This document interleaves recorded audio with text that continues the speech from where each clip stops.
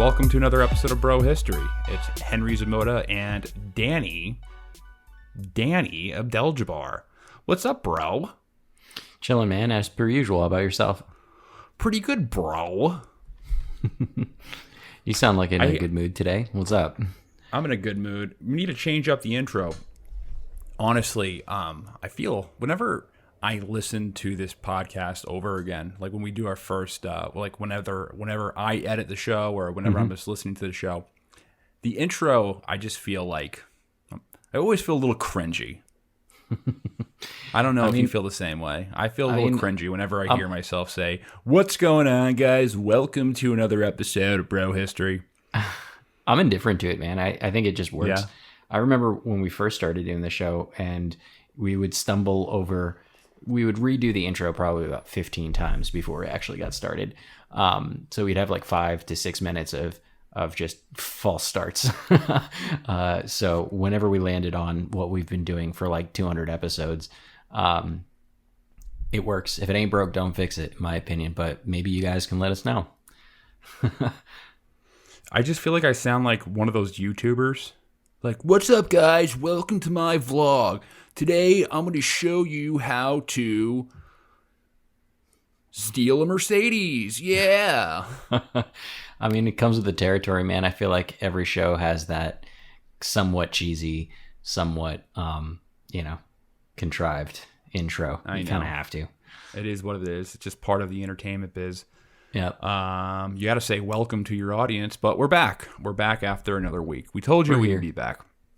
Like, wouldn't it be awkward if we just started talking, right? Like, intro music ends and then we're just like, we're already talking about the thing. It'd be a little strange, right? Especially for like new listeners. They'd be like, what the fuck is this? I don't know. Yeah. Who knows? That's honestly my ideal start, though. Just we start recording and then we just pick a random time in the podcast to start the actual episode. That's how I would do it, but I understand that might be confusing for new listeners, so that's why I think that a proper intro is correct. But all right, you guys don't want to hear about this shit. This is not what you're listening to this show for, to hear our inner monologues about us podcasting. You want to hear about the topic of today, and the topic of today is: did you see the new Home Alone trailer? They're making a remake. No, I didn't see the trailer, man. Is it starring Macaulay Culkin, and is he now like one of the robbers? Because that would be funny. No, so I just saw this like 5 minutes ago before we started this, and they're remaking Home Alone, but it's British. British? Yeah, it's British, isn't it? I don't know how I feel about that. Yeah, I mean, they're remaking everything. Some films are so perfect that you don't need to remake them. I wouldn't necessarily call Home Alone perfect. I think if you gave it a watch. I think Home Alone 2 is the greatest Christmas film ever. Why? Because Donald Trump's released. In it? Yeah, because Donald Trump's in it. No, it's just so fun. It's just, I don't know, I can still watch that a million times. All right, so we're talking about Ethiopia. Enough with this nonsense. We're talking about Ethiopia. We did an episode about Ethiopia about almost a year ago at this point. Yep. We haven't really continued to. I mean, I've been following the story, but I haven't really been talking about it over the past year. Mainly just because it's really hard to understand what's really going on. As a Westerner, it's difficult because I'm not entrenched and I don't know all the nuances of that, and it's really hard to make up an opinion when there's a lot of propaganda, at least from me. It sounds like there's a lot of propaganda coming from both sides. So I've been refraining from talking about it. Yeah. I'm totally in the same boat. I feel like every time I'm reading about this, my opinion keeps changing between like who's the bad guy, and I think I'm coming to the conclusion that everyone's wrong. Yeah, but we'll let you guys decide. I don't really think there is a bad guy, and today I just wanted to talk about what I know and what I think, and I'm sure people who are Ethiopian right now are going to get really upset at this podcast. Probably have an opinion for sure. Yeah. Last time we did an episode on this, we really opened up a can of worms. There's a lot of people who are upset about that, just because either our opinions didn't come on the right side according to them. But we're going to do this episode anyway. Yep. I had never realized how radically polarizing this topic is, but it really is between the Tigray and Ethiopia. But yeah, I mean, we don't shy away from the the I thought polarizing when we topic, started this, so. I thought Israel Palestine would be the most controversial thing that we would speak about, but I was wrong. Israel Palestine is number 3 on the list of controversial topics that polarize our audience. The Right. 2 top ones are this topic, and then India Kashmir is number 2. India Kashmir was huge. Like, I thought that was going to be an interesting story, and people were just like, either they loved it or they hated it, depending on what side they felt like they were on. Yeah, but I mean, I'm not going to pretend to know everything about the history of Ethiopia, but I mean, I just want to talk this out and hear what you think, and maybe this will encourage some people to do some extra research on their own. Yep. But to give you kind of a brief background, so right now in northern Ethiopia, there's a war going on between the Ethiopian government and Tigray. Tigray is a northern province in Ethiopia. And right now, we have a situation where it looks like thousands of civilians have been killed, and almost 2 million people have been forced from their homes, and 1.8 million people are on the brink of famine. And these are UN numbers. The UN tends to use large numbers. And of course, there are a lot of accounts of systemic rape and atrocities being committed by both sides of the conflict. Yep, that's and right. It was interesting because last week when we were doing our episode on the CIA and we were talking about CIA Airlines, you had mentioned to me that you just read this story on CNN. They did this investigative piece on how, I guess, Ethiopian Airlines was actually smuggling weapons across the country, right? Yep. So like a couple of days ago, like I was saying, I turned on CNN out of boredom, just to see what the mainstream was trying to peddle these days. And actually, to my surprise, they spent an entire 20-minute segment not discussing COVID or the pullout in Afghanistan or the January Capitol riots or Donald Trump, like, at all. And instead, they used that time to bring up this topic. And I thought that this would be something that you'd only hear like on a show kind of like ours. And of course, it was on the Ethiopian war in Tigray region. And while I was pretty surprised to hear about this on CNN, I think it took me all of like 2 minutes to figure out where they were going with it. So like, yeah, I think the idea that they were trying to push is that, hey, we're out of Afghanistan, time to pivot to the next war. At least that's the way that it felt like it was framed on the TV. But they did put out a really interesting article that I did go ahead and read. And, I definitely want to talk about in the show. But, I mean, as far as wars go, I expect Taiwan by now, but Ethiopia was kind of an interesting twist. So anyway, they ran this segment, and, it was about that, as you said, Ethiopian Airlines was being used to ferry some weapons during the conflict, which has been going on over the last year or so.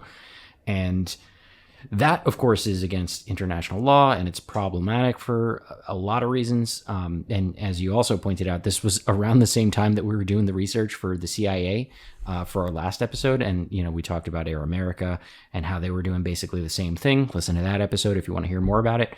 I just thought it was too coincidental not to do an update on Ethiopia, since we haven't done a full episode on them and this conflict in almost a year's time. But before we dive into, the details of that particular story, maybe we can just pull it back a little bit and just talk about some backstory, some history for a moment. Yeah, sure. So let's do that. So I guess first and foremost, Ethiopia is a very complicated place with many different ethnic groups that don't like each other very much. And they also have very long memories. Many of these ethnic grievances are older than the country itself, and I won't pretend to understand all of them. But Ethiopia is the second largest population in Africa after Nigeria. It has about 115 million people. Prior to COVID-19, it was one of the fastest growing economies in Africa as well. But it's located in one of the most volatile regions in the world, and that is the Horn of Africa. The Horn of Africa is the eastern part of Africa, which it includes Somalia, Djibouti, Ethiopia, and Eritrea. It's always been a strategic focus for world powers. It was a Cold War battlefield in the 70s. The reason why is because it's where the Gulf of Aden meets the Red Sea. So the Bab el-Mandeb Strait, which we've talked about a lot in our episodes on Yemen, is a strait between Yemen and Djibouti and Eritrea in the Horn of Africa, and it's the strategic waterway for oil that goes through the Suez Canal. A water bridge, if you will. a water bridge. It's a very important choke point for international oil trade. Yeah. Now, the United States and China, they both have military bases in Djibouti. What's interesting for China, that's their only base outside of their country. I didn't know that, actually. That's interesting. So it shows, it's their first base outside of their country. So it shows you how they see that area, how strategically important the Horn of Africa is to them. Now, within Ethiopia, there are somewhere between 80 to 90 different ethnic groups. Yeah, it's a lot. At least from what I've read. I'm not sure if there's more than that. There could very well be. And it's a multinational federal republic with the Oromo and the Amhara ethnicities accounting for half of the population. However, what makes this a very interesting case is that as of 2018, so only 3 years ago, Ethiopia was predominantly ruled by the Tigrayan ethnic group, which are only about 6% of the population. So you had a situation where a small minority of the population was the dominant faction in the country. I mean, that's we've talked about this before, but I think that's kind of a crazy story. Could you elaborate a little bit on why, how could this be the possibility? Yeah. So the hardest thing on this topic is trying to start the story. Where in history do you start this? But I guess you can pull this all the way back to the 1800s. So when Italy colonized Eritrea and then tried to colonize Ethiopia, but ultimately failed. So when Italy failed to colonize Ethiopia, that was one of the great shocks to Western imperialism in the world. The other one, of course, was when Russia lost to Japan during the Russo-Japanese War. But it was really it was unprecedented at the time that this African nation stood up to, or this African country stood up to, a Western imperial power. But after World War II, Eritrea became a protectorate of the British, and it's eventually annexed by the Ethiopian Empire in 1962.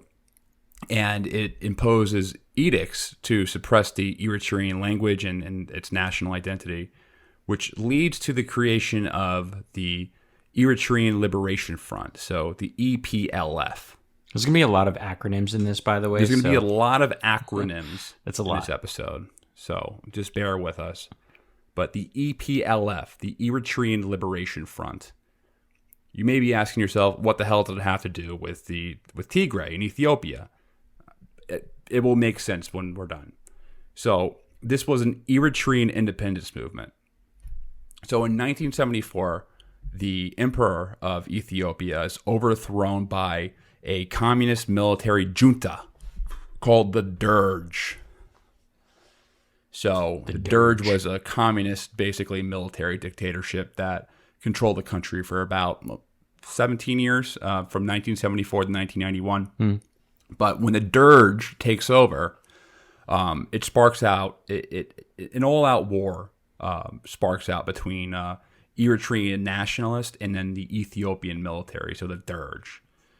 Meanwhile, the ethnic Tigrayans in northern Ethiopia, they were also frustrated by the concentration of government power in the south. So they formed the Tigray People's Liberation Front, so the TPLF. Not to be confused with the EPLF. So two different, and right now they're both at war with each other. So it makes it even more confusing because the Eritreans they invaded Tigray and they're involved in this war. Right. But at this time, they were friends. What also makes this more interesting and more confusing is that I'm not 100% sure if this is true or not. I'm sure other people will claim this is different, but from what I've read, the Tigrayans and the Eritreans are very similar ethnically and linguistically, and many consider them the same ethnic group. So I'm just saying that I've heard that. I'm not saying that as a fact or not, because I don't know enough about the ethnicities of Ethiopia to make that claim. Also, far be it from us to tell people what they identify as. So there's that. But the TPLF and the EPLF, they were brothers in arms against the communist dirge. They were also both leftist groups too. So they're all Marxist-Leninist groups. So it shows that you can really divide yourself along anything. But I believe the EPLF, they eventually turn into Maoism. So they leave the Marxist-Leninist philosophy and they revert to Maoism. But I guess that's a whole different can of worms. So the EPLF, the Eritrean nationalist, they end up working with the TPLF, and they originally are the ones who are arming and they're training the Tigrayan nationalists in Ethiopia. So they trained the TPLF. Now, the Ethiopian Civil War that breaks out in the 1980s, it was incredibly brutal. I think Westerners look at African conflicts as guys running around with machetes chopping people's hands off. This wasn't the case at all. And these were two highly trained armies with Russian MiGs. They had armored divisions. It was a brutal World War II type modern conflict, and almost 2 million people were killed if you include the famine that started due to the war. But to oversimplify this, the TPLF, so the armed resistance movement of Tigray, became the successors of the state of Ethiopia after the war was won in 1991. So they're the government that comes into place after the communist dirge. Right, because they won and they took over. Yes. Meanwhile, the EPLF, they succeed from Ethiopia and they create their own state by 1993. So does that make sense? You follow me right now? Yeah, totally. So the Eritreans and the Tigrayans fight a war against the communist dirge of most of Ethiopia, and they win. The Tigrayans, and they're both leftist groups too. Right. Keep in mind. So the TPLF and the EPLF are both Marxist leftist groups. Right. So just to make it more just confusing. Different brands. Right. Different brands. And so they fight this war and they win. But the Tigrayans take over Ethiopia and the Eritreans just bounce. They're like, all right, we're going to do our own thing. We're going to make our own country. Exactly. Cool. So caught up.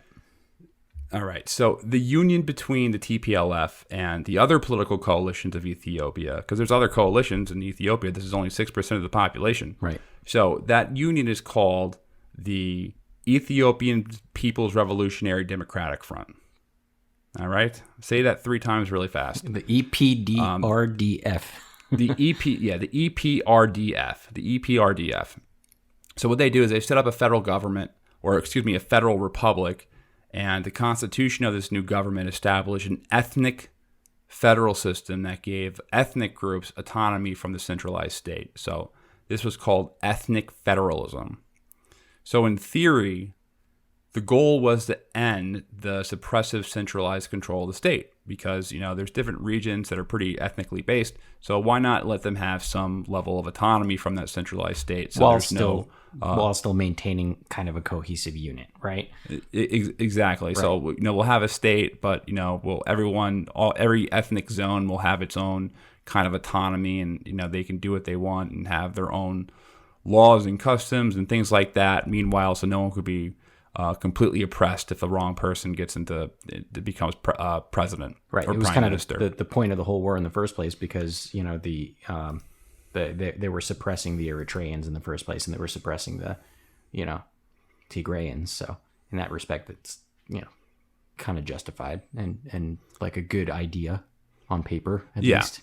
Well, what happens is different. Not that. Yeah. What ends up happening, it's not a success story. So soon after, all right, so let me bring this back. the Tigray regions, they experience a disproportionate amount of economic growth and development when compared to the other Ethiopian provinces. So, I wonder why. soon after coming to power, the EPRDF, they established the Endowment Fund for the Rehabilitation of Tigray, which basically just distributed a large amount of Ethiopian capital and international aid directly to the Tigray region at the expense of other regions in the country. And as a result, Tigray had experienced a radical amount of commercial growth while other regions were basically just stagnating. Tigray is everyone there has most people there have a higher income. It's usually more educated. There's like a larger, the financial standing is much better in Tigray. The standard of living is much higher in Tigray than the rest of Ethiopia. Essentially, what really happened is that Ethiopia was ruled by a Tigrayan cabal that used the state to enrich themselves. Here's where we get in trouble. So, yeah, this is where we're going to get the bad letters. So, yeah, basically it was a cabal that was using the central government to enrich certain parts of the country and themselves. They were using the government like a piggy bank. And what they've been accused of is creating an ethnic caste system with the Tigray on top. What they've also been accused of is that, in the Constitution of Ethiopia, there's a succession clause. Now, what they are said to have done is that they put that clause in there so they could use the power of the central government in order to loot Ethiopia's resources and then use the Ethiopian military to expand the borders of Tigray and then eventually succeed from Ethiopia. Right. So just basically that's one of the land grab, cash that's something grab. that they've been accused of. Yeah, like you land it, cash grab, and bounce once they've looted enough resources. Now, the father of this system was Meles Zenawi, or pronounced Meles Zenawi. And he was Ethiopia's democratically elected leader from 1991 to 2012. And fair warning, I'm using the word democratically in air quotes because Meles Zenawi was a hateful tyrant. And so we're talking about, what was that? No, I was just gonna say, and there's another place where we're gonna get some disagreement. Well, I'll get some heat on the other side as well by the end of this. But yeah, he was a hateful tyrant. So we're talking about running a police state. He put opposition leaders in jail. His police would fire bullets into unarmed crowds. There was ethnic cleansing campaigns against dissident ethnic groups, such as the Inuk, and absolutely, totally fraudulent elections. For example, tell me the results. I gotta hear this shit. Yeah. So his party won more than 99% of the seats in both in the 2008 local government elections and the 2010 general parliamentary elections. Oh, only 99? I was shooting for like 103 or 104. Yeah.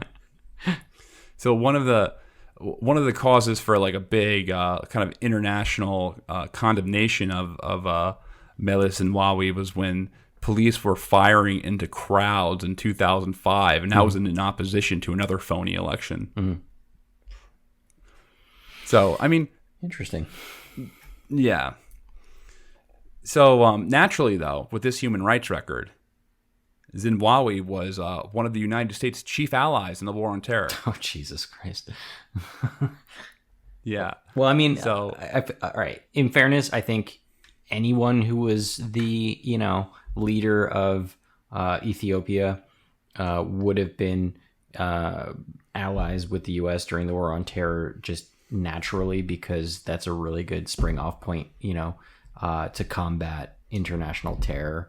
There's plenty of, kind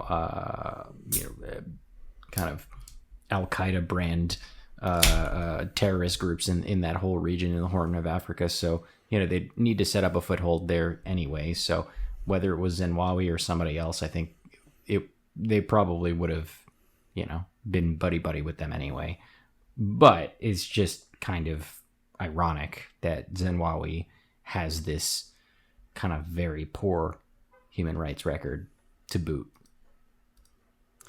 Yeah, and one of the reasons, another thing that they've been accused of is that they use that pretext to ethnically cleanse their ethnic groups that they don't like out of the country because they got America on their back, right? So like Somali and more of the Muslim parts in the eastern part of the country. Mm-hmm. Now, I'll pull this back just to give you some context. And another really good resource for this is Scott Horton. Scott Horton has a whole chapter on this in his book. But the U.S. uses Ethiopia to invade Somalia in 2006. And the Ethiopian army was involved in just terrible war crimes, like in the Ogaden regions in eastern Ethiopia, where the majority of the people are Muslims and ethnically Somali. The Ethiopians, there's a story how they once showed up demanding to know, why villagers have been providing food and safe haven to this rebel group called, there's another acronym, I'm not going to even give you it, the ONLF, the Ogaden National Liberation Front, which was like another separatist movement from Ethiopia that mainly represented Somalis, because there's a large Somali diaspora in Ethiopia, because, they're right next to each other. Right, and also borders don't really mean very much as far as like ethnic groups go. Yeah, I guess diaspora is not even the right word for that. But I guess they didn't really receive a satisfactory answer. So these Ethiopian soldiers, they end up kidnapping 7 teenage girls, and they hung 3 of them in the woods, and then the rest of them went missing, probably dead or turned into sex slaves. It's fucked up. So there's like a lot of just kind of atrocities that have been committed in that war. Now,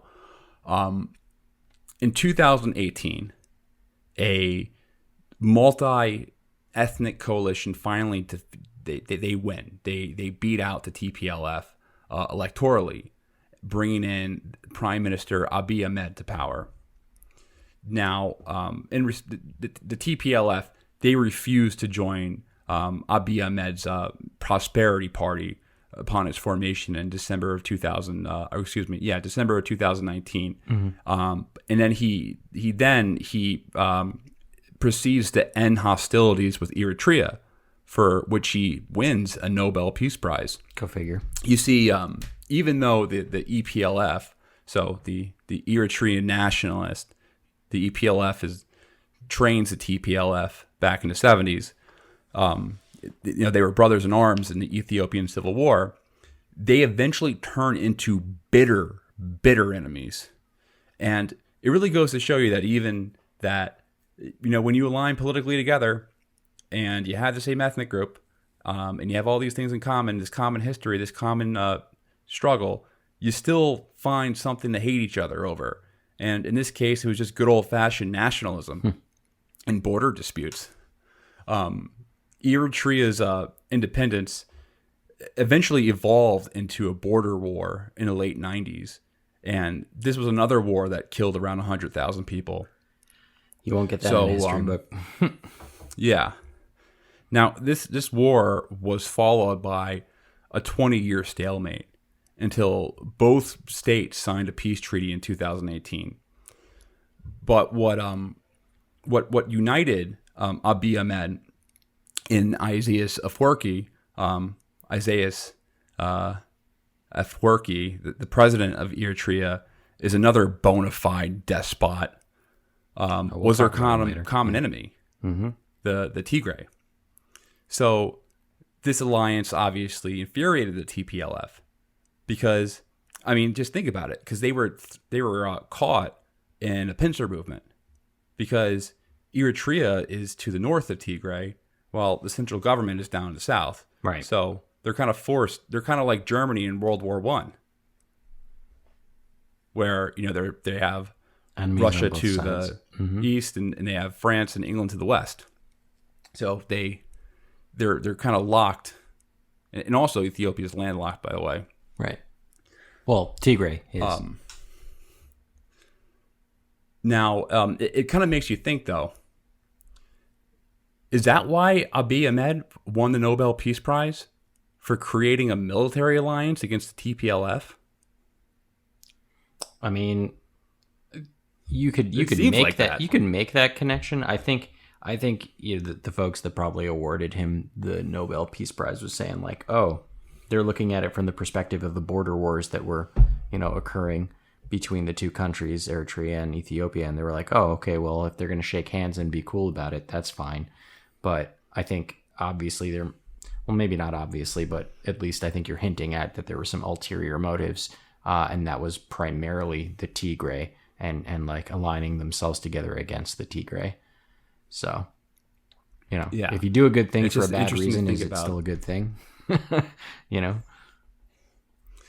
Well, look what we're at right now. We're at another war. Right. And that Nobel Peace Prize, that military alliance is one of the ultimate causes for this war that's going on right now. That alliance between Abiy Ahmed and Eritrea is what has caused the TPLF to get really upset. Now, the present day conflict begins with when Abiy Ahmed, he cancels parliamentary elections in September of 2020, allegedly due to COVID-19. Right, allegedly. Was it due to COVID-19? I don't know. Other countries have had elections. The United States had elections. Well, false elections. Maybe they didn't. Maybe they didn't have the capacity. Phony elections. Maybe they didn't have the capacity to do mail-in ballots. Maybe they didn't have the capacity. Seems like it'd be a fucking full of shit power grab. Yeah. Now, the TPLF was like, "What? No, we know this game. This is something that we would have done. Basically, we would have done something like this." Right. So what they do is that they organize their own elections in the Tigray in the Tigray region that were not recognized by the central government, and as Abiy tried to assert control over the region, on November 3rd of last year, the TDLF attacked army bases in Tigray, and they started looting military equipment. Okay, so weapon systems. Let me make that clear because you used the acronym again, and I want to make sure people don't get lost. So November 3rd last year, the Tigrayan separatist force attacks an army base in their region of Tigray that obviously belongs to the central government, right? Exactly. And they take heavy weapon systems. So that's what they do. Yeah, it's kind of like the South, the American Civil War, the South firing on Fort Sumter or something like that. You know what I mean? Right. That's a perfect example. So it's just because of all the damn, acronyms, I want to make sure that people don't get confused at what's going on there. Yeah. They seized a military base on their territory that belonged to the government. But all right, obviously that comes with some penalty, right? So yeah. So in response, Abiy, he deployed the military to crush this rebellion, and he joined forces with the Eritrean military. So I guess the TPLF was right. I mean, it's kind of a chicken and the egg, right? So if the TPLF hadn't attacked, would this counterattack, including the Eritrean military, have ever occurred? I don't know. Well, I guess you're right. It's a chicken and the egg thing, but also, it seems like there was some warrant to that. To be fair to the other side, being in a pincer movement. To be fair to the other side, the Tigrayans who might be listening, there is some scrutiny around this story about whether or not it occurred, or if it had occurred, whether or not they were put up to it, or if that was like bait to just do it, or that they were going to do it anyway, and they were trying to, get ahead of it by taking some heavy weaponry to defend themselves. There's a number of unconfirmable, allegations that are flying around about this particular event, but it definitely is that flashpoint, that moment that shit starts to hit the fan. Yeah. Now, Ethiopian forces, they end up capturing the Tigrayan capital of Mikhail. I think it's pronounced Mikhail, but feel free to correct me if I'm wrong. They capture the capital by the end of November, but in the following months, and this is what I've read, and I'm not 100% sure what to think about this, but apparently there's been a lot of atrocities, and a lot of the atrocities so far have been pointed to Amharan militias and Eritrean troops. Now, I've also read that there's been a lot of atrocities from the Tigrayan side as well. Right. So Everyone's pointing fingers right now. It's hard to take it's war, and war is nasty and ugly. So there's most likely atrocities going from both sides, but the press is pointing most of their fingers at the Amaran militias as well as the Eritrean troops. They're blaming them for a lot of the sexual systemic rapes that are going on, The door-to-door and a lot of the massacres. But and shit. I've also been reading a lot of stuff about Tigrayan rebels killing people as well, Yep. and committing atrocities as well. So it's really hard to get the both story sides- straight. It's honestly so hard to get the story straight on this because like it depends on what you read, right? Yeah, and also there's a media blackout going on as well. So that makes it even harder. We talked about that last year when the conflict started, and it was like we're just kind of taking a stab in the dark at what might be happening, and we're doing our best to try and present all of the information that we get. But honestly, nobody really knows right now, and everyone's pointing the fingers elsewhere, and everyone's denying atrocities. So it's kind of hard to tell. So now what's also interesting to point out is that by June of 2021, so about 5 months later or 6 months later, the TDLF, they had a massive counterattack, and they recaptured their capital. That's right. It ultimately caused the Ethiopian army to withdraw from Tigray. Mm-hmm. So now to wrap that part up, though, it's the Eritrean and Ethiopian governments seized a bunch of land and capital from Tigray. Tigray turns around and recaptures it. So that's what's going on there. Yeah, because a lot of the military were Tigrayan. A lot of the higher ranks were Tigrayan. Right, because they were the establishment that basically took over and formed the government in the first place. So that makes a lot of sense. But right now there's a two-front war. So there's the war is it's the TPLF is fighting the Eritrean troops in the north, while it's trying to force its troops down this highway, the B30 highway, towards Gondar in the Amara region. And since May of this year, the Ethiopian government has officially considered the TPLF to be a terrorist group. Mm-hmm. So, the Ethiopian government, though, on the flip side, has been accused of ethnic cleansing. Right. And now here's some interesting stuff that I've read. So there was this Finnish foreign minister. His name is Pekka Haavisto. During an EU special envoy to Ethiopia, apparently he was speaking to these guys behind closed doors, these Ethiopian officials, and he said that they were speaking very aggressively, like they were saying some very inflammatory things that he was shocked to hear as a official envoy from the EU. And I'll quote this. I have the quote up. When I met the Ethiopian leadership in February, they really use this kind of language that they're going to destroy the Tigrayans. They're going to wipe out the Tigrayans for 100 years and so forth. Mm-hmm. And actually, it's funny that you say that and how aggressive that is, because actually you sent me this, and this was a statement from the Prime Minister Abiy, and the language that he used was pretty clearly fucked up. So some of the words that he used to describe specifically the TPLF was like a junta or a cancer, a devil, a weed, right? Specifically cancer popped up a lot, that they were a cancer in Ethiopia. And, like he's pointing at the TPLF, but, the dog whistle here is Tigrayans generally. And there's a lot of reports of, even within greater Ethiopia of, what's the word I'm looking for here? Fuck, why am I blanking? I'm having a brain fart. It's okay. We all have brain farts. When discrimination. Sorry, I have no idea why that word just That totally happens left to my me all brain. the time.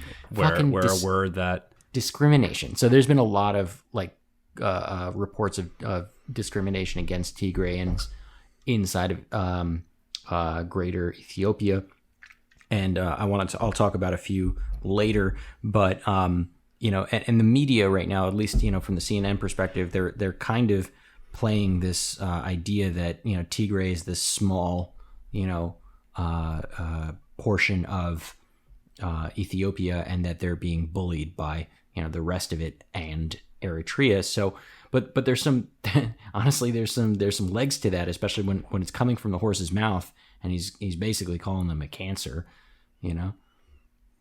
So, yeah. So you're right. This speech, he basically is calling them a cancer and using very hardcore ethnic nationalist type language to describe them, and you know, he's calling arms to every Ethiopian to rid them from the country and all this stuff. And I'll just speak to my own experience when just last year when we did this episode, man, I received some very strange messages from people saying stuff to me like how the Tigrayans are dogs and stuff, and like how they should be purged from the earth, and just weird shit was sent to me. yeah, there's definitely some racism going on there for sure. So I was just like, man, that's and they were like kind of like saying, yeah, you did a great job on an episode. You call out the Tigrian scum. Like I was like, all right, what? I was that wasn't where I was going at. But you know, I don't really at this point. I'm not really 100% sure what to think about the entire conflict. I just know it's ugly, and you know, my take on it is that this is the result ultimately of this kind of ethnic federal system that allows one group to rule over another group, like this. And it just creates deep-seated hatred when one group is able to oppress the other group using the power of the state. And what the Tigray are ultimately facing is the blowback from that. Right. And but I'm not saying it's correct to do that. I think exactly. It's It's not to excuse what's going on, what's happening to them right now, because I think it's equally fucked up to say that, you know, this legitimately small corner of Ethiopia is now, you know, having the full force of the entire, you know, Ethiopian military bear down on them, and have, you know, a military partnership with Eritrea, one of their other enemies as well. So, you know, they're kind of getting a bad shake right now. I mean, like you said, I think it's a product of the system, and you know, on paper at least it sounded like a good idea, but in practice they just didn't do it correctly. You know. Well, now the United States is taking sides, right? The U.S. The whole world was pretty pumped when obviously Abiy was elected as prime minister. Right. He immediately started doing reforms. Right. And honestly, compared to other Ethiopian leaders, he does seem like a better guy than other. He was doing a pretty good job. He definitely seems like a better dude than fucking Zawawi. Like, but you know, he started releasing political prisoners and things like that. Mm-hmm. However, I mean, you can't. You hear what he says, and you're like, oh, okay, this isn't good. Yeah. And then, you know, that Nobel Peace Prize seems like, I mean, I just based off my perception on it, maybe there's a lot more to it that I don't know about, but it seems like it was just a military alliance, based on what I've read. But the U.S. has seemed to have taken sides, and you know, I've read some stuff that the reason why the U.S. is taking the side of the Tigrayans, the TPLF side, is because of China. But I've also read that I was told that the agreements that China has with Ethiopia were established when the Tigray were in power. So I'm not really 100% sure about that. Right. And then there's also just kind of the you know, the level of familiarity the U.S. government has with the Tigray leadership, because we worked with them extensively during the war on terror, and we had a relationship with them. I mean, Susan Rice apparently had a really, really close relationship with Zinawawi. So it's there's interesting dynamics. It might just be because the people in the State Department just are kind of friendly with the people from Tigray, and that could be it. I mean, and so if I can offer my take, I think it's kind of easy to it's an easy story to sell to the American public that, oh, look at this. Well, no one from America is listening. No one cares about well, that's why I was so surprised. And maybe we can, get back to how we started the show in the first place, because they're starting to introduce this to the people, right? This CNN segment was the first major inroad there. And actually, before I give my take on it and talk about some of this stuff, let's go a little deeper into that story. So going back to the beginning, apparently how Ethiopia, their government used their country's flagship commercial airline, and that's Ethiopian Airlines, to shuttle weapons to and from Eritrea during that crisis last year. And this happened apparently across multiple Ethiopian Airlines planes and flights in November 2020 during the first couple weeks of the conflict. And honestly, I wish we could have gotten that scoop when we were covering it last year, because it's a really fascinating story. I just want to start by saying that smuggling weapons on civilian aircraft is a violation of international aviation law. And there is a million reasons why. It's a violation of bird law? Yeah, it's a bird law. You don't want to fuck with birds. No, aviation law, international aviation law. And there's a million reasons why, but I think the biggest reason why you don't want, why the international community doesn't want states to be transporting weaponry with civilian aircraft is because you don't want a state thinking that any civilian aircraft is fair game because weapons may be on board. It would be a total disaster. So think about sinking of the Lusitania, even though we definitely had weapons on there. But you know what I'm saying, right? So the reason why it's against the rules is because we don't want any state putting civilians at risk. Sorry? It's putting civilians at risk. Exactly, right. And even it puts them at risk regardless if there's weapons on board or not, right? So that's why these rules are in place. And for the most part, people follow them. And what was interesting about this, is that, it's a fair rule, I would say. Yeah, totally. Don't it's allow civilian aircraft smuggle arms off limits, right? Don't do that. Don't smuggle arms with commercial airlines. Right. Is not a. It's a regulation that I don't find unreasonable. No, not at all. And the airline, to be fair to them, they deny these claims, obviously, that CNN is putting out here. And I'll quote them. They say, to the best of its knowledge and its records, it has not transported any war armament in any of its routes by any of its aircraft. Well, I mean, the CEO of Ethiopian Airlines probably doesn't know anything about this. He's not like, hey, guys, next board meeting, we're going to be talking about, smuggling weapons across the country. Well, Ethiopian Airlines, I'm pretty sure. What you're saying? So what? There's different. You have contrary.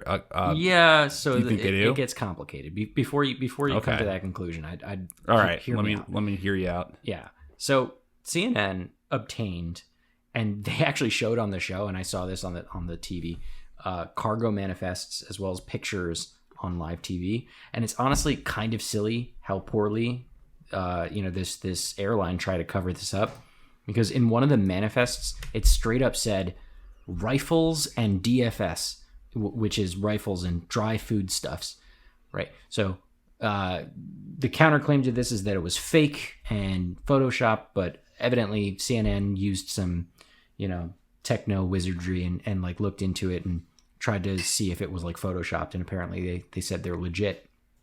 But all of these manifests are saying that They're literally carrying rifles and shit, which is like they didn't even try to cover it up in that respect. So I'll read directly from the CNN article. Actually, I think it makes more sense, especially with relation to your comment about the CEO not really knowing anything about it. So on at least 6 occasions from November 9th to November 28th, Ethiopian Airlines billed Ethiopia's Ministry of Defense tens of thousands of dollars for military items, including guns, ammunition, and the like, shipped to Eritrea. So we're talking about line items on their budget that's, on their sales that says guns. And we're talking tens of thousands of dollars. This isn't like a small amount of money that they're getting, right? So, maybe the CEO didn't know about it, right? But the airline, generally speaking, definitely saw it. It's not like a small little thing that happened, right? And we know all this information because they show up in these documents called air waybills. And basically, these are like manifests of the cargo that need to be submitted to the crew because they need to know how to handle the goods that they're transporting safely. But what we're going to find here is that they don't really transport things very safely at all. So one of these waybills, and this is very similar to the last one, showed that the Ethiopian Airlines charged Ethiopia $166,398.32 for about 2,643 pieces of, quote, DFS and rifle with AM. So again, dry foodstuffs with rifles with ammunition on that flight. There's almost 200 grand to transport 2,600 pieces of things. This is not something that like flies under the radar, like literally, So little hard to deny this. And that's pretty astonishing. Yeah. That it's so open. It's so it was pretty blatant, transparent. Yeah, it was pretty. If you're going to do something like that, call it something else. Try to do it covertly. Yeah, totally. Like, can't you pay someone off to lie? Like, can't you pay someone off? Can't you pay someone, a certain percentage of that money to can't you bribe people at least? Yeah, I'm sure it doesn't cost very much. Come on, can't you bribe people? Like, here's $500. Write anything else other than rifles. I feel like that could be easily done. But the thing about this is that I was very concerned about this, and I only found this they didn't talk about it on the program when they aired it, but in the report that they wrote up online, I learned that both cargo and passenger planes were used in these operations. I was really concerned. I was like, okay, so this private company does have cargo planes, and I'll talk a bit more about that, but they also have, obviously, commercial airlines, passenger planes. But they didn't find any evidence of civilian passengers being on any of those flights that were carrying weapons. But just because they didn't find the evidence doesn't necessarily exonerate it, right? It's entirely possible. It's possible that there were civilians on planes while there was guns on the planes. I guess the point is, though, what you brought up earlier is not necessarily that if civilians were on the plane. It's the fact that if civilian planes are being used to transport weapons, that almost makes them fair game. So that's right. If a Tigrayan rebel, if the TPLF decide, hey, shit, any Eritrean Ethiopian airline that flies remotely close to Eritrea, they're carrying weapons. They might think about shooting one down, right? Because that's like a very valuable lifeline, to Eritrea in this war, right? So, it's troublesome. And so a couple of the ways that they try to cover this up, and here's another reason why I think there's definitely something to this story. A lot of those flights don't appear on like popular online flight tracking platforms, because there's a lot of remember when we did the one on the moored mines and the ships, and how that one ship that got blown up allegedly by Iran, we were able to like look at the shipping, the tracking of that ship and where it was, and we found out that it was in China, like mad far away, you know. Well, the same thing exists for airplanes, and for commercial flights, you can see all of the flight paths that the different planes take all over the world. But a lot of these don't actually appear on them, and when they do, their destination in Eritrea is not visible, meaning that information is not there. And the flight path, you can like watch it go from some airport in Ethiopia, and then once it hits the border of Eritrea, it just the flight path stops, like it just vanishes, right? And so allegedly, how they're able to do that is, according to like eyewitnesses and crew that CNN was able to interview, the crew actually has the ability to turn off this ADS-B tracking, which is like this radar tracking inside the airplane. You can shut that off, but you don't do that on a legit flight. You know what I mean? Like if it's a legit flight, you leave that shit on because there's safety reasons. So ADS-B, I recently learned about this because I fly drones, and it's like an early warning system so that make sure that other planes in the air know where you are, make sure things on the ground know where you are. So if you shut that off, you run the risk of crashing planes. You know what I mean? There's just not a really good reason to shut it off for like a legit flight. So why are they shutting it off? Why are so many of these flights not appearing on flight tracking platforms? Why do the flight paths just magically end when they hit the border of Eritrea? Shit doesn't add up, Well, in the words of another CNN reporter, maybe the plane flew into a black hole. Don Lemon. Maybe. Do you know what I'm talking about right You're there? Talking about like the missing flights? The Malaysia, I think it was the Malaysia flight. Mm-hmm. Yeah, that was fucking stupid. Don Lemon's like in his show, he was like, "Where did this ship go? Maybe it flew into a black hole." Up next, we'll have more details. Like he had that segment. Yeah, no, it was very silly. Well, let me actually let me read a little bit of the article again here, because I want to talk about some of the testimony that they got from people on the ground crew, and I think you'll find this very interesting. So one guy says the cars were Toyota pickups, which have stands for snipers. The employee said, "I got a call from the managing director late at night informing me to handle the cargo. Soldiers came in at 5 a.m. to start loading 2 big trucks loaded with weapons and the pickups.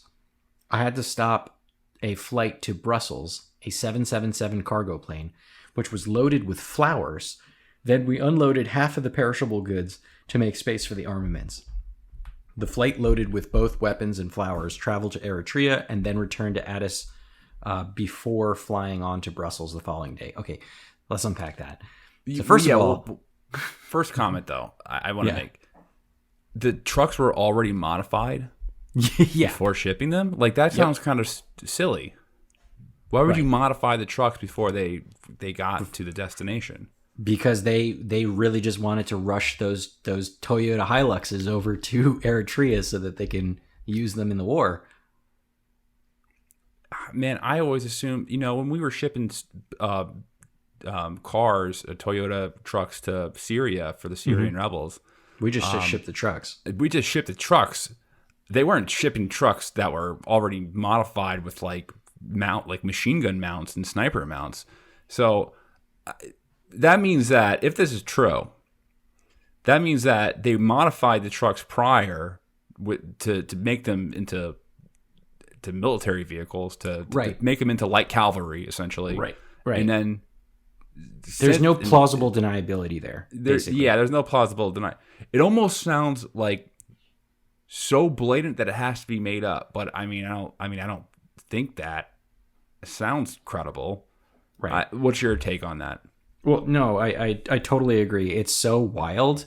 But if we take this along with the cargo manifests and the way what do we call that? I already forgot the word for it. The way, whatever, air something. Who cares? You guys heard it a minute ago. I already lost it. The ADSB tracking? No, not that. The way bills. Sorry. I don't know what's wrong with me today. I'm forgetting all my words. The air way bills. You have what the ones Joe that were Biden shown, has. The rifles and with the ammunition and all that shit.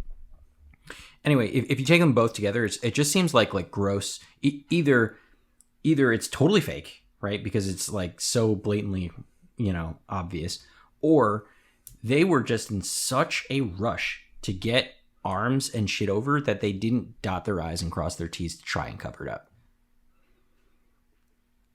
Yeah, I mean, it's more believable that they rushed those than CNN got some fake testimony, to be completely honest. Right.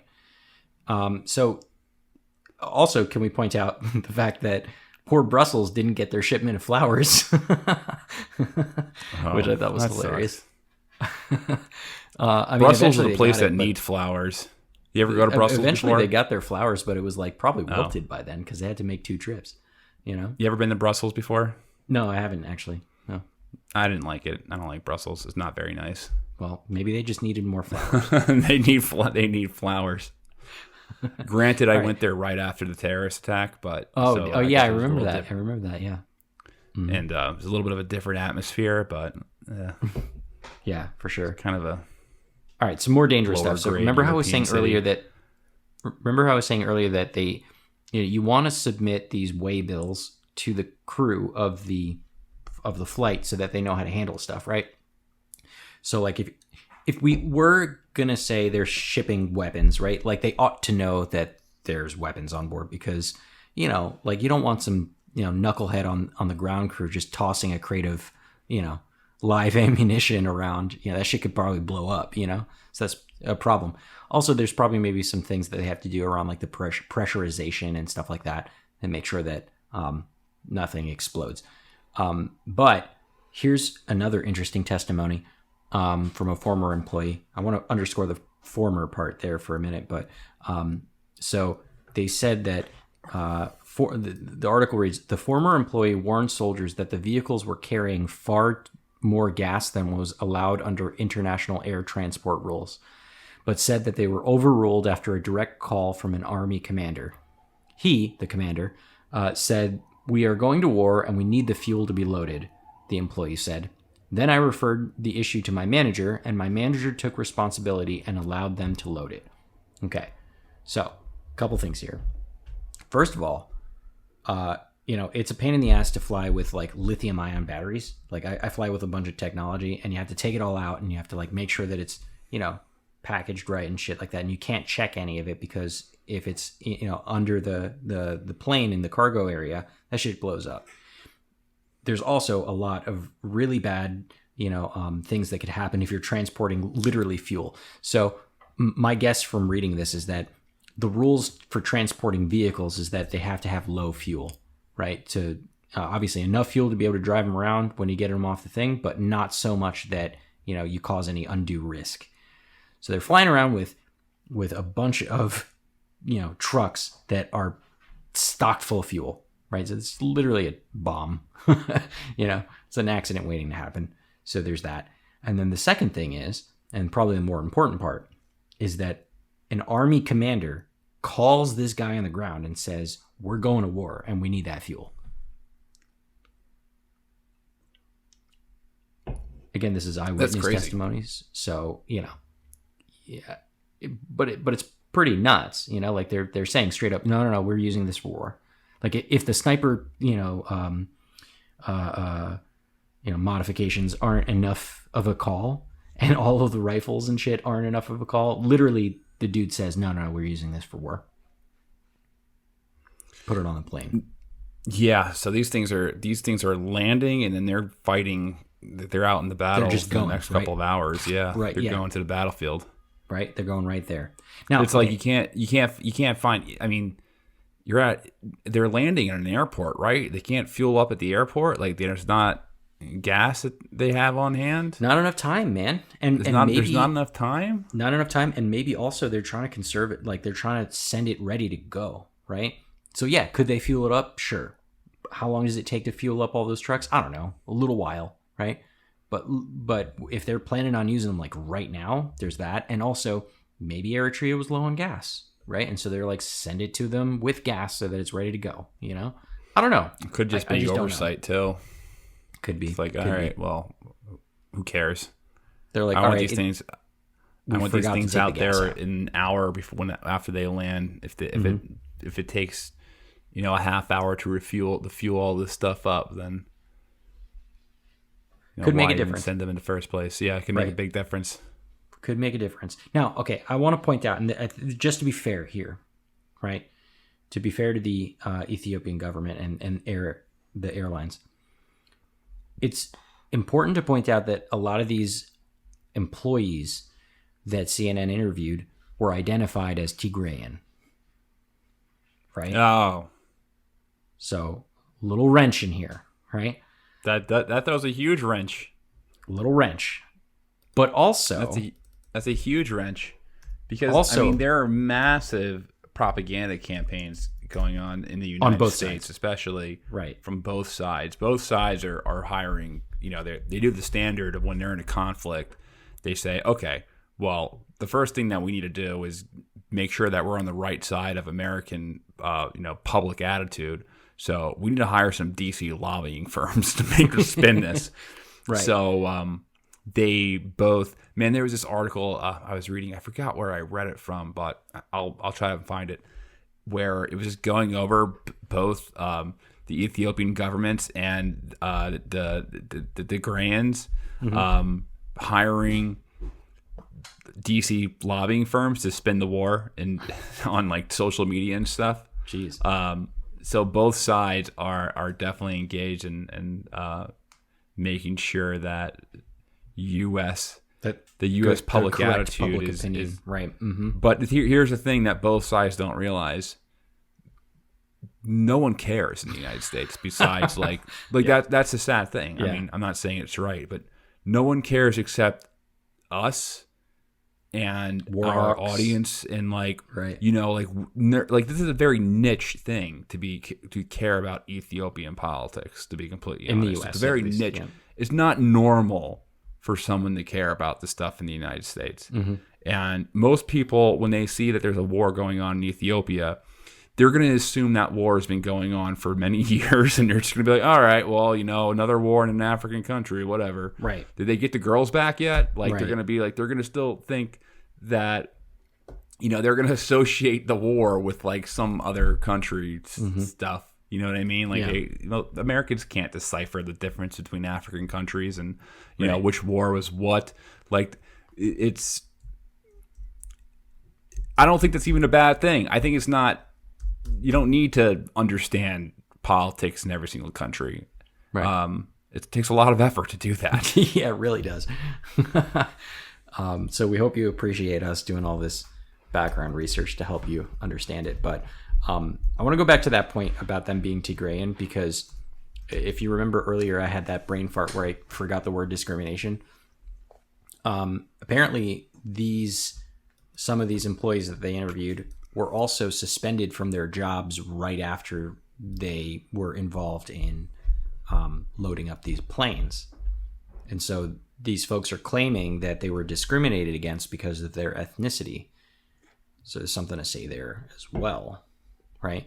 So on the one hand, they could be lying for they could be just peddling nonsense for the Tigrayans.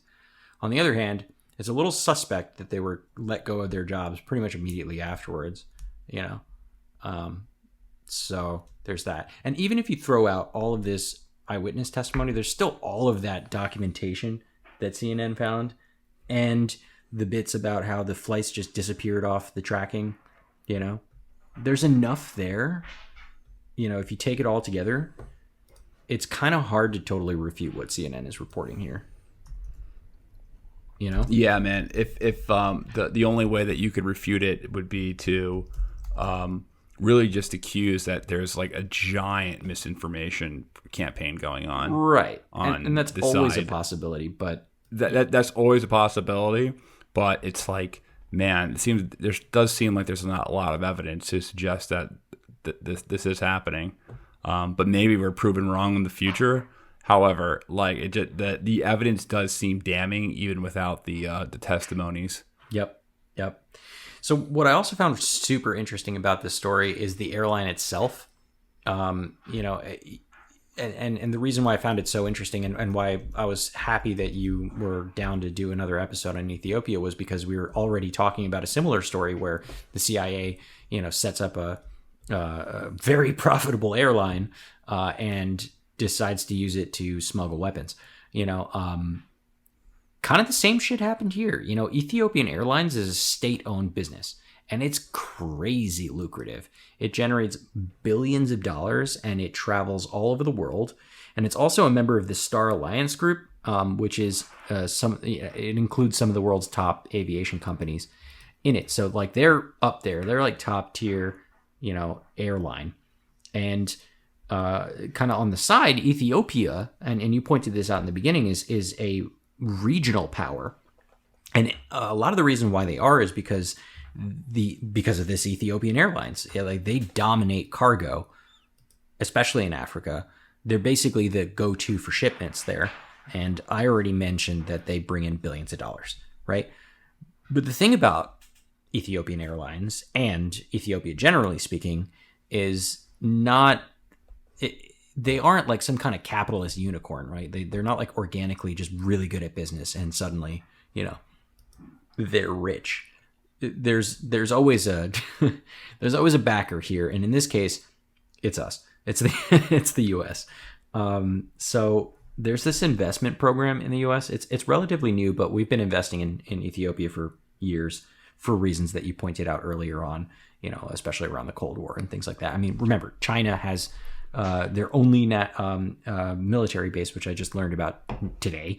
You know, in Djibouti, which is in the Horn of Africa. So, you know, a lot of people have been pumping money into this region, but specifically the U.S.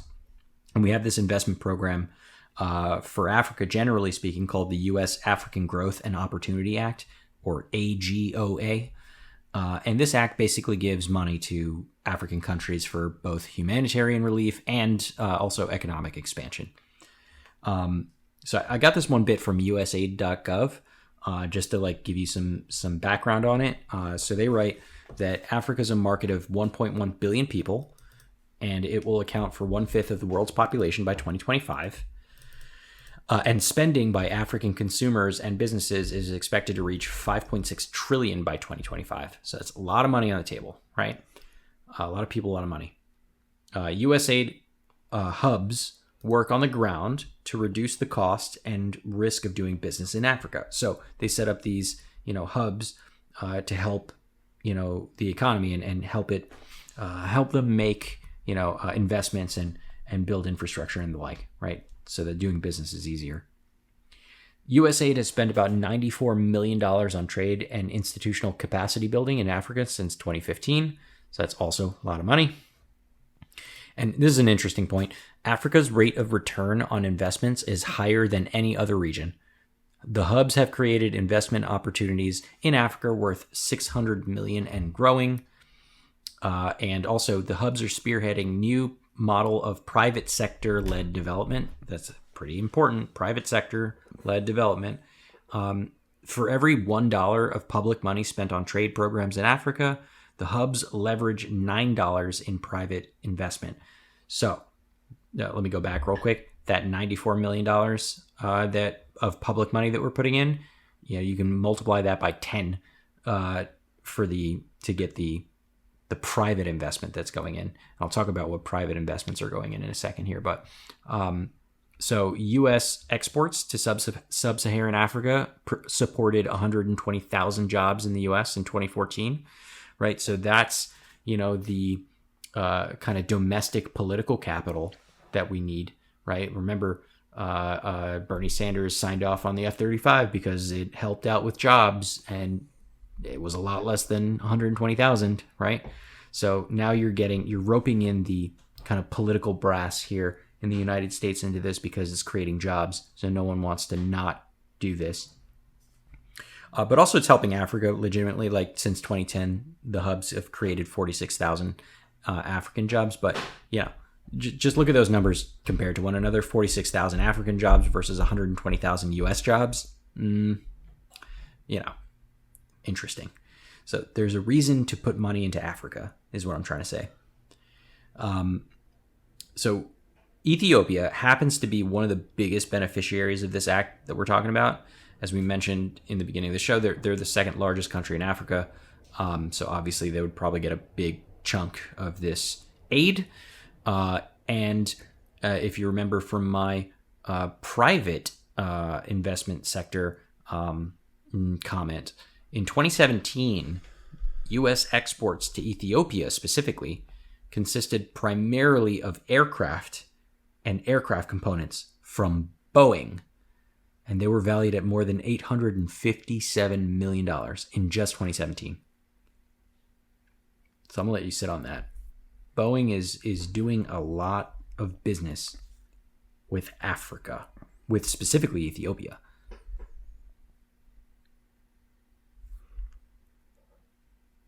Yeah, that's interesting. And those planes happen to be the ones that Ethiopia is using to smuggle weapons in Eritrea. Yeah. I guess they weren't expecting that. Yep. So it comes. Well, maybe they were, dude. Maybe they were, right? I mean, we had Christian Sorensen on about a year ago, right? And yeah, maybe they were. Part of like That's a good point. Part of what he was talking about, understanding the war industry, is how closely linked these private sector defense companies are with, military spending and things like that. And if they're sending shit tons of planes over there and making a lot of money doing so, it might make sense to protect their investments. They might want to create a military hegemony in the Horn of Africa underneath Ethiopia to protect that investment and also to continue supplying them with more product, right? Who knows? I'm stretching here a little bit, but I'm sure that people listening to the show probably follow the thread. Well, Ethiopia is has been kind of like the U.S.'s Israel in Africa. Kind of, a little bit. Like it, our enforcement arm there. I mean, I actually wouldn't call that Israel the U.S.'s enforcement arm. But they use Ethiopia they're like their policeman, more like the Shah of Iran used to be. Mm-hmm. Mm-hmm. So the thing is that, you put all this together, right? And we say we're pumping a lot of money into Ethiopia. We have these private investments, specifically Boeing. They prop up this wildly successful airline. And that makes Ethiopia economically strong. It also gives them, as an unintended result, or maybe an intended result, the capability to ferry, these weapons around very easily because they've got their logistics on lock. So in times of crisis like the one that we're in right now, they have the planes, they have the know-how, they have the logistics to be able to swing the tide of war in any direction that they want, because as like wars are won mostly through logistics, right? In World War II, the Germans probably could have taken, Russia's capital there, but because of logistical issues, they weren't able to, right? And this story pops up so many times in almost every war that we ever talk about. If you don't have the right logistics, you're not going to win a war. And so this kind of brings up a lot of questions about, all right, well, should we continue providing Ethiopia's support if they're breaking aviation rules and if they're aligning themselves with Eritrea, who, is, for the most part, the media is saying that they're doing atrocities. We're starting to see the kind of picture of this narrative developing. And on Tuesday, a spokesperson told CNN that they were going to conduct a review of Ethiopia's eligibility for AGOA in 2022. And That's interesting because they're saying that they could recommend to the president, so Biden, to add or remove certain countries from the AGOA beneficiary country status. So the money pit might dry up. So it's interesting to think of like what could CNN's agenda be on this one, on this story. Like, is there a preference for leadership there? I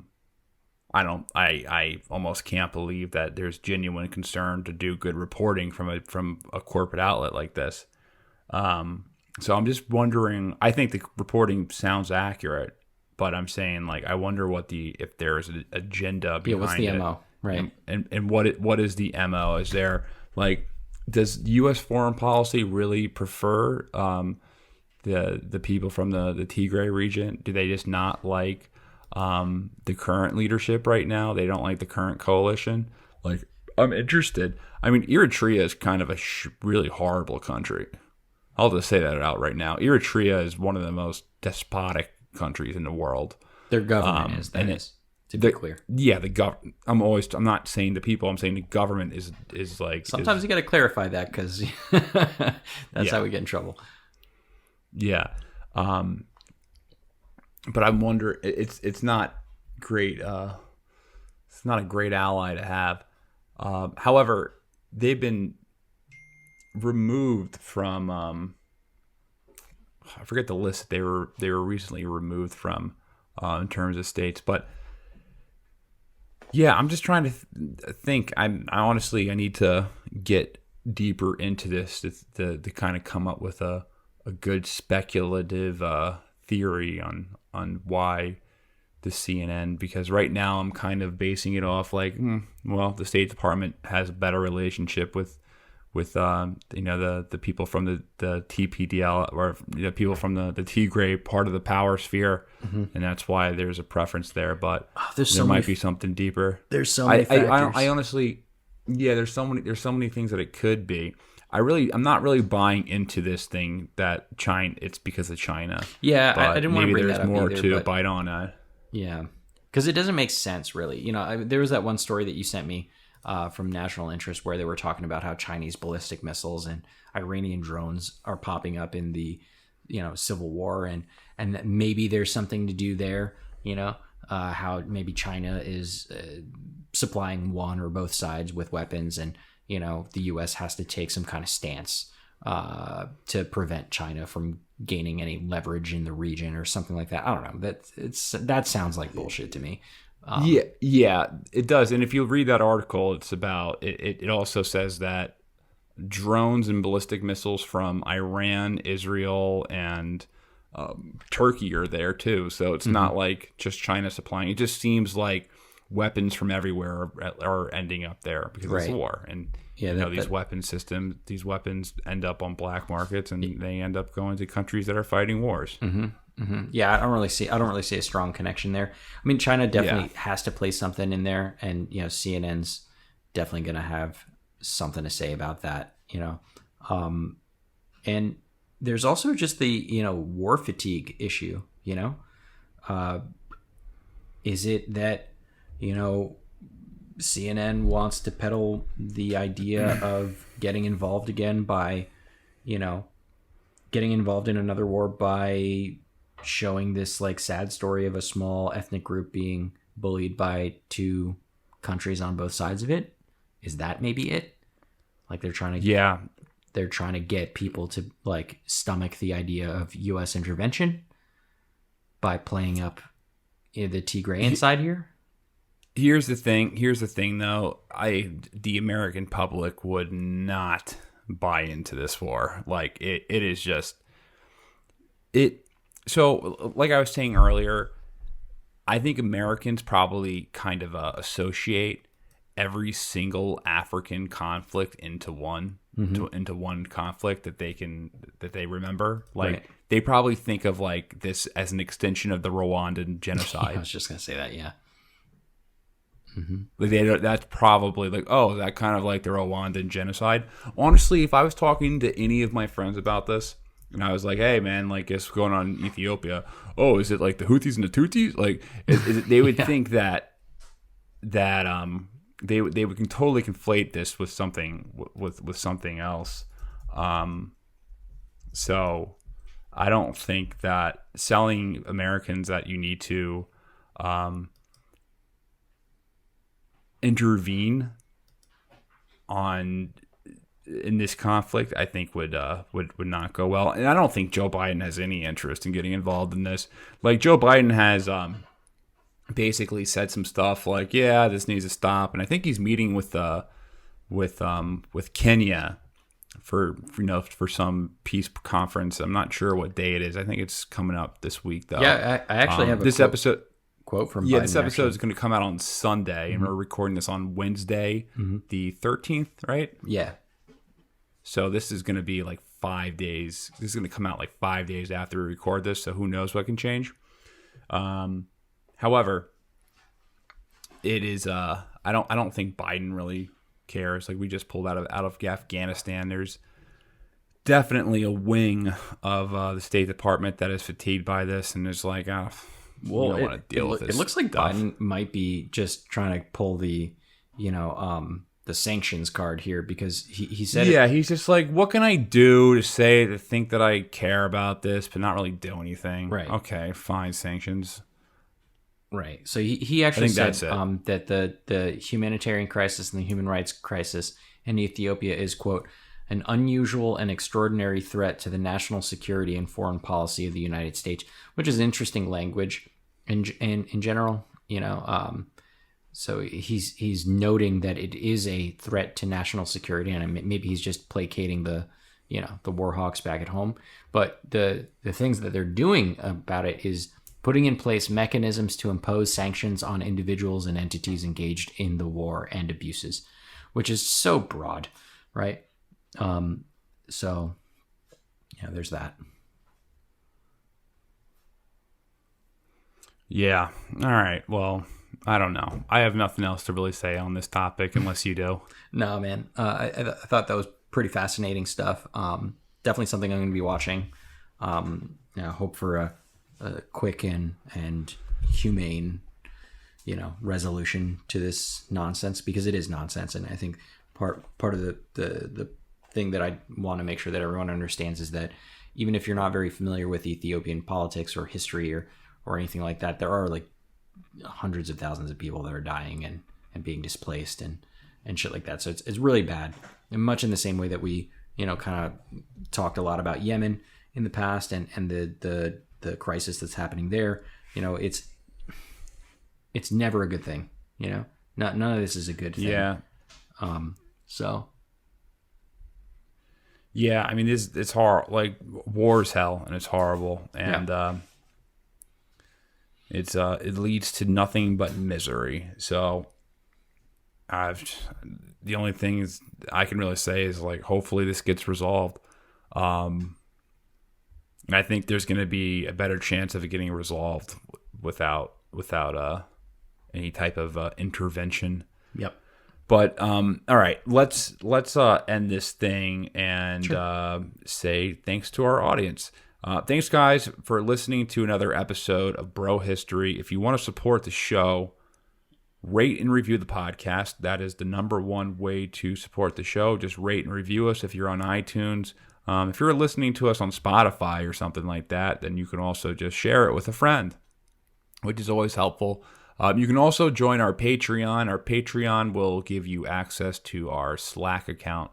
Our Slack account is awesome. I love our Slack account. It is one of the most entertaining things to read every single morning. Like, everyone is commenting and sharing stories. Like, it's a really cool community that we built up. Most recently, join our Patreon. Most recently, we debated on whether or not I'm a CIA plant. So that was fun. That was the last topic of conversation. Is Danny a CIA plant? And I'm still not 100% sure. That he probably is. He can neither confirm nor deny. This podcast is a CIA front, by the way. It's a CIA front. All right. So anything else would you like to add? I'm good. All right, let's end this thing. All right, guys, see you next week. Peace. Peace.